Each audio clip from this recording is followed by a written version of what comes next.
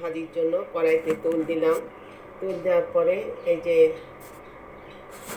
আমি এই যে ময়দা কিংবা আটার ডিব্বা থেকে একটু আটা নিব। আটা নিয়ে এটার উপরে ছড়াই দিব, যাতে আমার মাছটা মানে সুন্দরভাবে ওঠে। আপনারা জানেন কিনা জানেন, যে অল্প দিব, বেশি দিলে হবে না।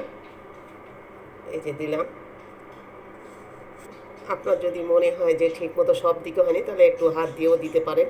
এবারে একটু মাছ দিলে তোলার সময় আর ভাঙবে না। আটা দিয়ে মাছ ভাজলে কী আপনারা একটু দেখুন। আমি মাছ ম্যারিনেট করে রাখছিলাম লবণ হলুদ মরিচ দিয়ে, এভাবেই। এখন এটার মধ্যে দিই। তেল যখন সুন্দর মতো গরম হয়ে যাবে, তখন আমি এটা চেষ্টা করছি সব দিকে ভালোভাবে মিশিয়ে দেওয়ার জন্য। এবার যখন গরম হয়ে গিয়েছে, তখন আমি এই যে মাছ তুলে দিলাম। দেখেন গরম হয়ে গিয়েছে। এই যে দুটা মাছ আমি দিয়ে দিলাম,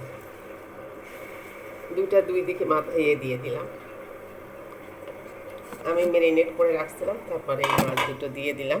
আপনারা দেখতে পাচ্ছেন, দিয়ে দিলাম খুব কাছ থেকে। দুই পাশে এইভাবে দিয়ে দিলাম। এটা এখন ভাজবো। একটা আপনাদের সামনে উল্টাবো, কত সহজে উল্টে যাচ্ছে দেখেন, ভাঙে নাই। এই যে দেখেন, এই যে আপনাদের সামনে উল্টালাম। উল্টাচ্ছিলাম কিন্তু উল্টাচ্ছে। আটা ময়দা দিয়ে নেবেন, তাহলে আর ভাঙবে না।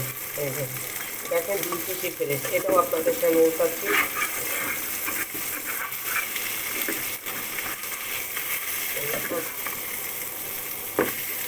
কত দূর থেকে কত জোরে করলাম দেখেন, সেইভাবে সব ঠিক আছে। আশা করি এই মশমশা মাছ ভাজিটা খেতে এবং দেখতে ভালো লাগে। আপনারা বাসায় ট্রাই করতে পারেন। আমি ম্যারিনেট করে রেখেছিলাম 15 মিনিট লবণ হলুদ মরিচ ধনিয়া জিরা দিয়ে। আপনারা চাইলে কাঁচামরিচের পেস্ট এবং ধনিয়ার পাতার পেস্ট দিতে পারেন।